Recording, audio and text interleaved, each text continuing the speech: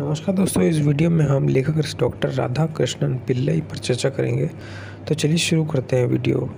Doctor Radhakrishnan Pillai, जिन्हें चाणक्य पिल्लई के नाम से भी जाना जाता है, वे अपने छात्रों के लिए एक शिक्षक, अपने पाठकों के लिए एक लेखक, एक प्रबंधन प्रशिक्षक, सलाहकार और अपने ग्राहकों के लिए मार्गदर्शक हैं। राधाकृष्णन पिल्लई को चाणक्य और उनके सिद्धांतों पर इस शोध के लिए सरदार पटेल राष्ट्रीय पुरस्कार 2009 से सम्मानित किया गया है।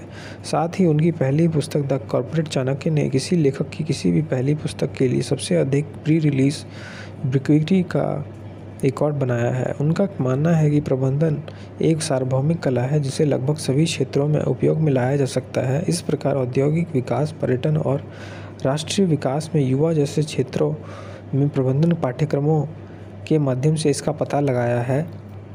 और अंत में प्रबंधन के सार को फैलाने के लिए अंतर्राष्ट्रीय प्रबंधन संस्थान से अपने प्रबंधन सलाहकार की प्रमाण पत्र प्राप्त किया। चाणक्य प्राचीन भारत के मूल प्रबंधन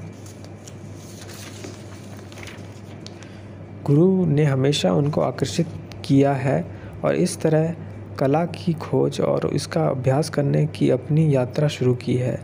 इसने उन्हें कौटिल्य के अर्थशास्त्र पर एक व्यापक प्रबंधन अनुसंधान पाठ्यक्रम में जाने के लिए प्रेरित किया। 3री शताब्दी ईसा पूर्व में चिन्मय इंटरनेशनल फाउंडेशन CIF केरल के आदि के डीन डॉक्टर गंगाधरन नायर के मार्गदर्शन में प्रबंधन पर प्रसिद्ध पुस्तक लिखी गई। शंकर संस्कृत विश्वविद्यालय से वर्तमान में वह MA कर रहे हैं।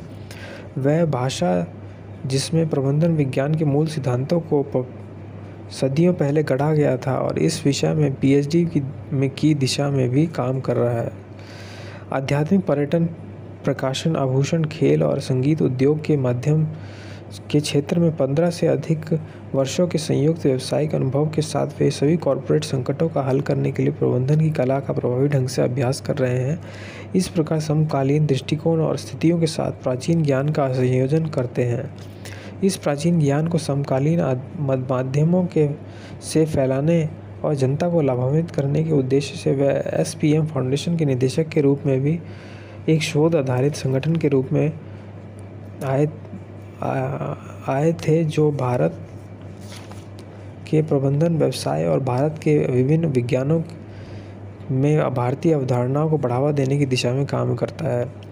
आधुनिक समय के कॉर्पोरेट परिदृश्यों में फाउंडेशन के माध्यम से वे विजिटिंग फैकल्टी के रूप में भारत और विदेशों में कई बिजनेस स्कूल का दौरा करते हैं और उनके लिए वे व्याख्यान, कार्यशाला और प्रशिक्षण सत्र आयोजित करते हैं। 21वीं सदी में मीडिया की भूमिका से इनकार नहीं किया जा सकता और इसलिए टाइम्स ऑफ इंडिया समूह के पूरक के लिए एक साप्ताहिक कॉलम लिखे। कौटिल्य के अर्थशास्त्र सिद्धांतों और रणनीतियों पर मुंबई मिरर अब तक इस विषय पर उनके 150 से अधिक लेख और पत्र प्रकाशित हो चुके हैं।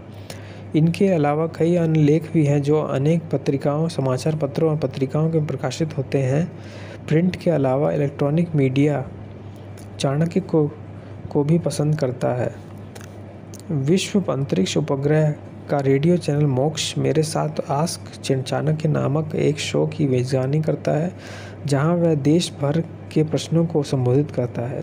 अंतर्राष्ट्रीय स्तर पर उन्हें विभिन्न राष्ट्रीय और अंतर्राष्ट्रीय सम्मेलनों में भारत का प्रतिनिधित्व करने का मौका मिला। वह विभिन्न प्रबंधन का पाठ्यक्रमों को तैयार करने के लिए मुंबई विश्वविद्यालय की समिति